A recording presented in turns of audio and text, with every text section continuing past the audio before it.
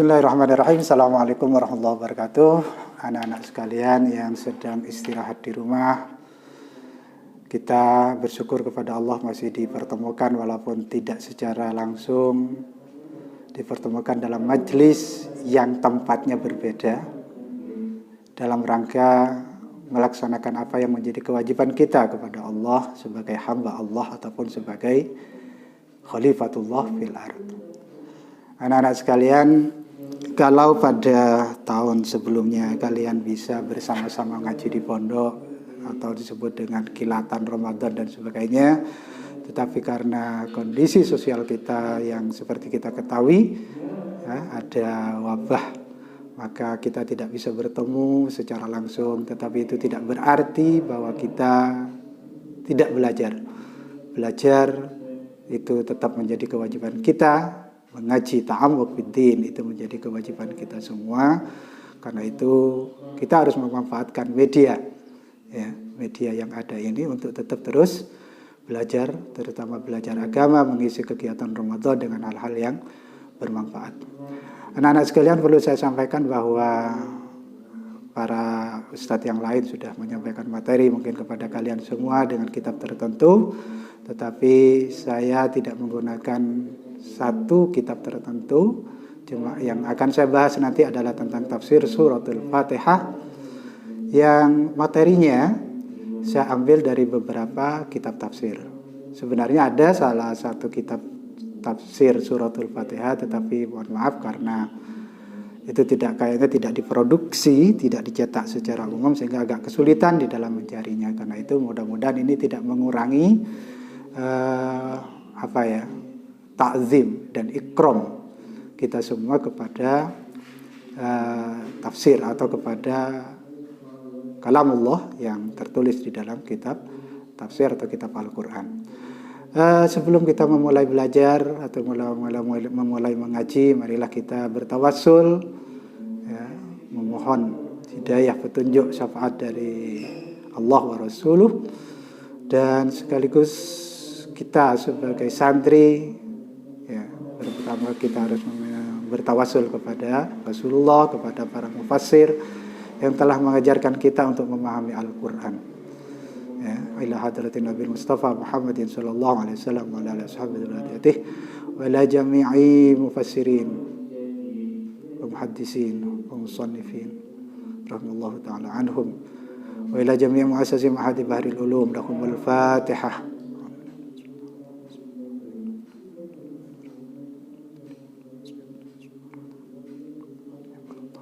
Terima kasih anak-anak sekalian.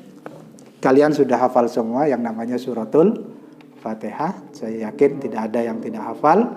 Pembacanya sudah bagus. Kenapa? Karena kita tahu suratul Fatihah itu adalah merupakan salah satu rukun yang harus kita lakukan setiap kita melaksanakan ibadah sholat.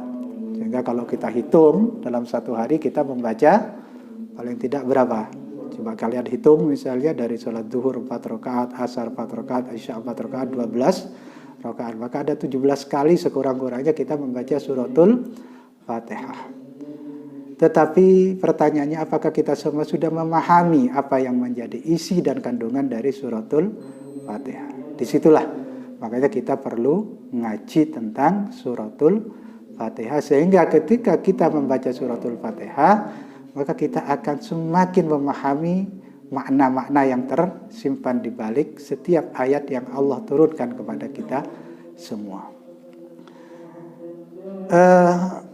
Para mufassir mencatat tentang suratul Fatihah dari awal turunnya surat ini. Ada yang mengatakan seperti misalnya Ibnu Abbas, Qatadah, dan para imam yang lain menyebutkan bahwa surat ini diturunkan di Makkah, ya. Tetapi Abu Hurairah, Mujahid, dan Imam Atha menyebutkan bahwa surat ini tidak di Mekah tapi diturunkan di Madinah, sehingga sebutannya Madaniyah, tidak Makkiyah. Ulama yang lain menyebutkan bahwa surat ini diturunkan 2 kali. Yang pertama yaitu di Mekah, kemudian yang kedua di Madinah. Sehingga kalau kita lihat memang yang tertulis di kitab-kitab tafsir itu lebih banyak menyebutkannya Makkiyah. Ya, kalau 2 kali berarti ya kita bisa menyebut Makkiyah wa Madaniyah. Ada pendapat yang lain, tetapi ini pendapat yang syadz, yang ditolak oleh mayoritas ulama mufassirin, bahwa suratul Fatihah itu diturunkan di separuh atau sebagian di Mekah, kemudian sebagian lain yang diturunkan di Madinah. Tetapi ini dianggap sebagai qaul yang tidak kuat. Ya.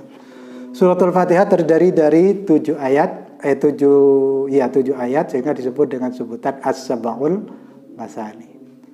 Jumlah kata yang terdapat di dalam Suratul Fatihah itu ada 25 kata.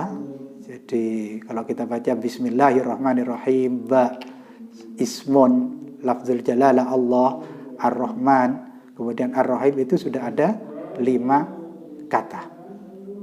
Ya, yang masing-masing kata kalau kita bahas nanti akan sangat panjang lebar. Kemudian jumlah hurufnya, ya, dihitung oleh para mufassir, ini jumlah huruf dari suratul Fatihah itu ada 130 huruf. Ya. Nah, kalau pada bulan puasa misalnya Allah mengganti 1 huruf yang kita baca di Al-Quran dengan 10 kebaikan, berarti kalau kita baca suratul Fatihah itu sudah berapa kebaikan itu? Ada 130 dikali 10, berarti dapat 1.300 kebaikan. Itu hanya membaca suratul Fatihah, apalagi sampai tiap hari hatam Quran kayak Pak Imam misalnya, itu tiap hari hatam Quran Pak Imam itu. Ya. Kenapa? Karena menghatami Quran gak susah-susah, kata Pak Imam. Apa? Cukup Al-Ikhlas 3 kali wis padha karo ngatamin Quran. Iki kan yo bener, tapi yo rada gak bener gitu. Ya bolak-balik Al-Ikhlas. Tapi jangan khawatir, katanya Gus Bah. Itu ada orang oleh Allah disenangi oleh Allah gara-gara suratul Ikhlas. Pokoknya ngimami sholat Al-Ikhlas tok yang diwaca. Sehingga ditegur, ya karena saya sangat suka, senang dengan ayat itu, makanya saya baca terus. Jadi modal masuk surga itu gak susah-susah banget sini. Ya. Ada yang karena gara-gara surat Al-Mulk misalnya, Tabarok, sampai malaikat tidak berani apa? Mengadab gara-gara orang itu suka banget dengan satu surat. Maka kalian semua, kita semua ya ambillah satu surat yang paling disuka gitu. Setiap waktu dibaca terus sehingga apa? Begitu senangnya dengan bacaan itu. Termasuk saya kadang-kadang saya itu membaca surat Al-Lahab itu kadang-kadang nggak penak. Nggak penaknya kenapa? Karena yang namanya Abu Lahab, Abu Jahal itu pamannya Nabi. Ketika saya membaca ya opo ya, kok koyok perasaan itu kurang srek gitu. Ya. Bukan karena Abu Lahabnya, bukan karena Abu Jahalnya. Kalau sama kedua orang itu ya saya jengkel gitu. Tetapi ketika itu pamannya Rasul, itu beda rasanya di dalam perasaan. Nah itu ya, nanti kita bahas lebih rinci lagi ya. Kemudian yang kedua, nama dari suratul Fatihah itu ada beberapa nama ya. Kita lihat sudah tahu, saya yakin yang paling populer nama itu adalah Al-Fatihah. Tapi ada yang menyebutnya nanti As-Sab'ul Masani, ada yang menyebutnya Ummul Quran atau Ummul Kitab dan sebagainya. Nah, kenapa diberi nama-nama seperti nama-nama itu? Alasannya yang pertama, itu disebut dengan istilah apa? Suratul Fatihah, surat pembuka. Ya, kenapa? Karena kita tahu kalau kita buka Al-Quran pasti dimulai dengan suratul Fatihah. Dan itu tidak ada di dalam kitab-kitab yang lain. Itu hanya adanya di dalam Al-Quran. Ketika kita memulai belajar, pasti kita memulainya dengan minimal bismillah. Ya, Bismillahirrahmanirrahim. Ya. Dan ketika kita sholat, itu pasti membaca suratul Fatihah. Ya. Itu kenapa disebut dengan suratul Fatihah. Kemudian ada yang mengatakan, kenapa kok disebut suratul Fatihah? Karena surat ini pertama kalinya surat yang ditulis oleh Allah di Lauhil Mahfuz. Seperti kita tahu bahwa Al-Quran itu ditulis oleh Allah di Lauhil Mahfuz. Ada yang mengatakan, dalam secara mufassir menyebutkan bahwa di Lauhil Mahfuz itu setiap ayat, setiap kata itu tertulis di situ, dan di balik kata itu tersimpan makna-makna huruf, bukan kata ya, huruf. Di balik huruf-huruf itu tersimpan makna-makna Al-Quran. Jadi kalau Allah menyebutkan Bismillahirrahmanirrahim, nun, di balik huruf nun itu tersimpan sebuah makna. Jadi bukan Allah menyebutkan nun tok, itu bukan, tidak ada apa-apanya. Nah itu yang pertama. Ya, itu dulu anak-anak sekalian. Ya, kita rehat sebentar dan kita lanjutkan pada pertemuan berikutnya. Kurang lebihnya mohon maaf. Mari kita memohon kepada Allah. Mudah-mudahan apa yang kita bicarakan mendapatkan ridha dan ma'unah dari Allah Subhanahu wa taala. Allahumma ij'alna minal ladzina yastami'una al-qawla fayattabi'una ahsanah. Allahumma astur 'auratina wa min rawatina. Assalamualaikum warahmatullahi wabarakatuh.